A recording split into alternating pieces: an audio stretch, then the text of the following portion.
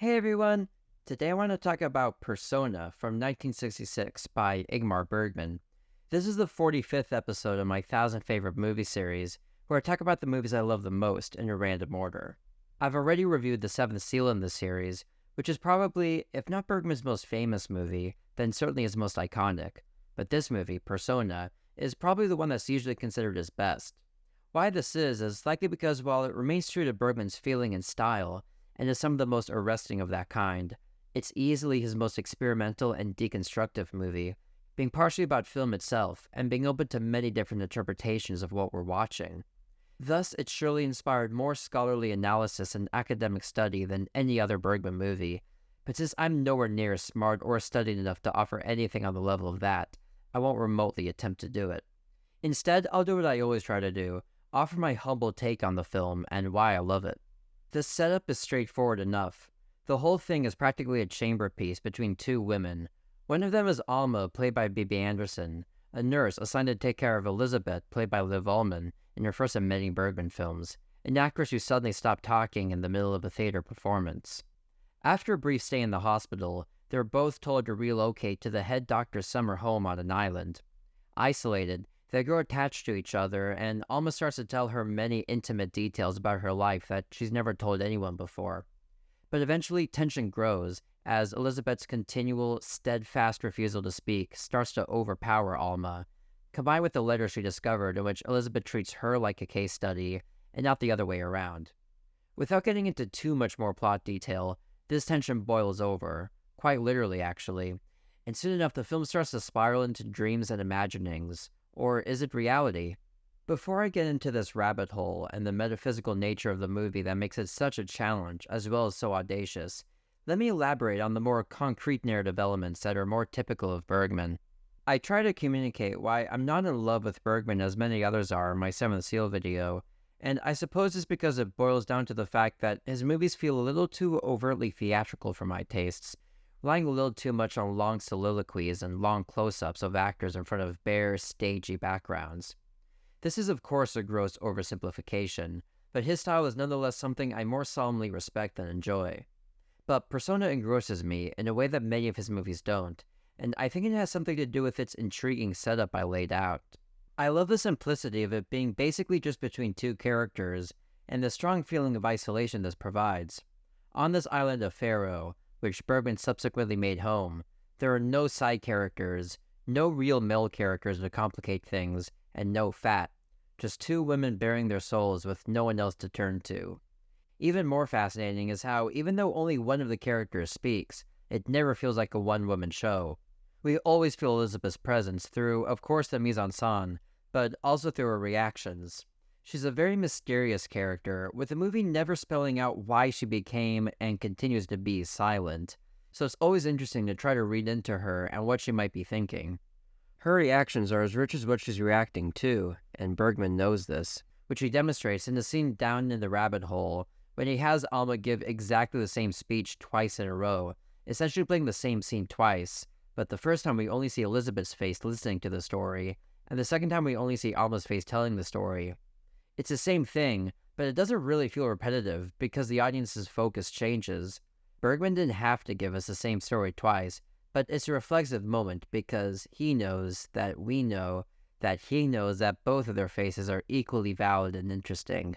This isn't me trying to downplay Bibi Andersson's performance by saying that Liv Ullmann's silent one is just as interesting. Far from it.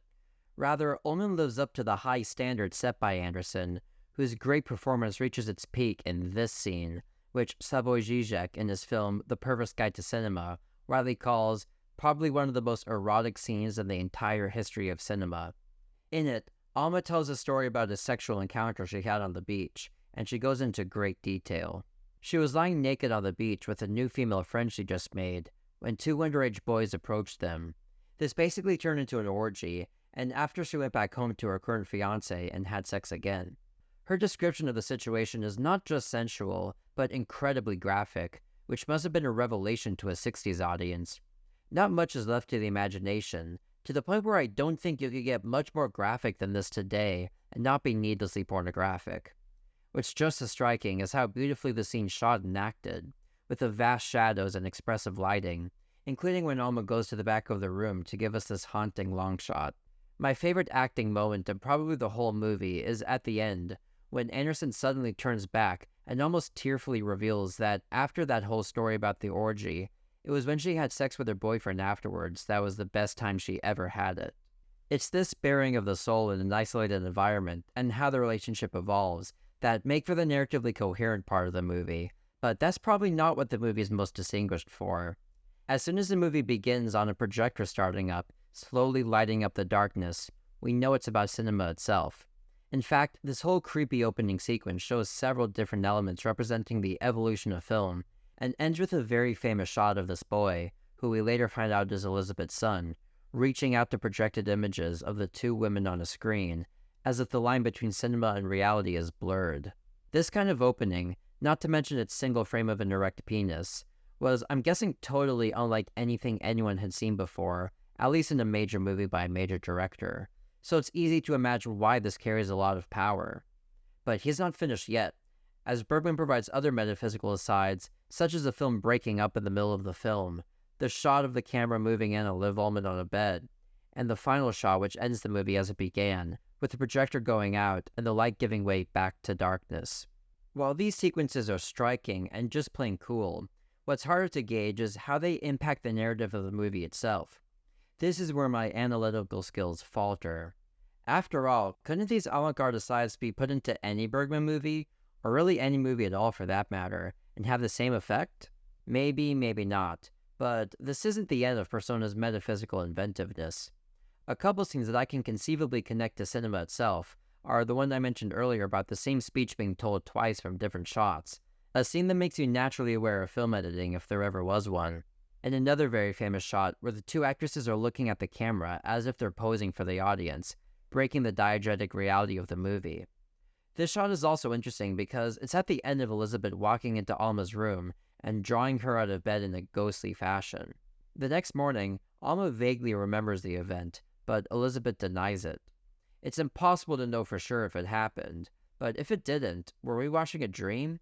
And if so, is film a dream?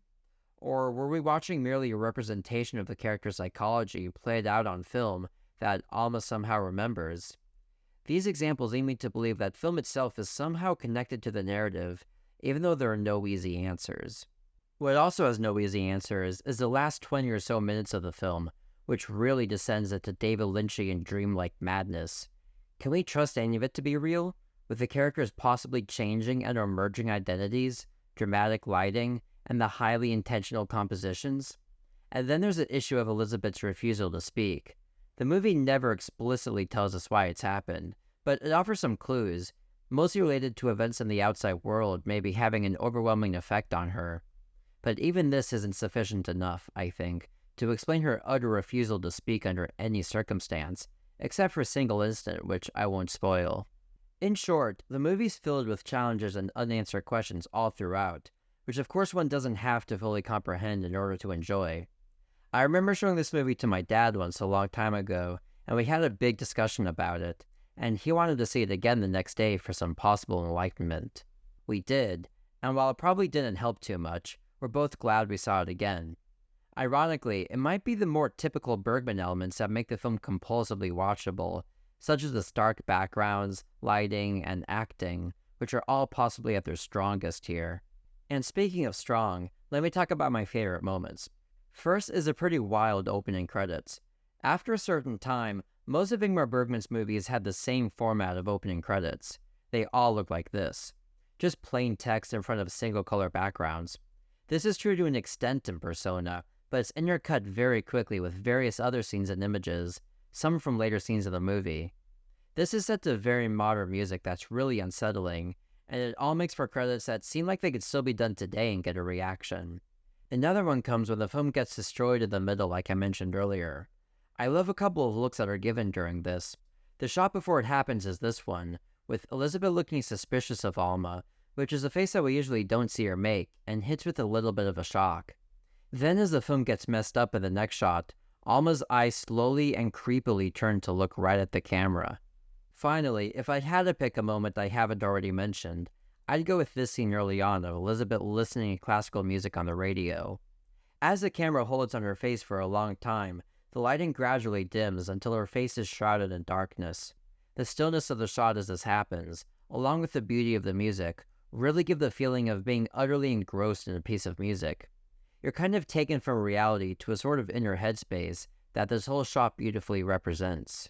But in the end, what I love about Persona is that it shows Bergman at the top of his craft. While there's little to do with God or religion here, all his psychosexual drama is arguably better and more powerful than ever. But most importantly, we have Bergman experimenting with the film form like he never did before or since, making for a piece of avant-garde in the process. Even if you're not up to its many challenges like I'm clearly not, it's not hard to see why this is thought of as his best film, and I'd say it's his most interesting one. It's one of my 1000 favorite movies. Thanks for watching my video. Goshoujo makoto ni arigatou gozaimasu. Have you seen Persona? Let me know what you think in the comments. I think of all my favorite movies as my friends, and I think of my audience as friends too. Remember, I upload a new video every Friday, so if you want to help me complete this 1000 favorite movies epic, don't forget to like and subscribe.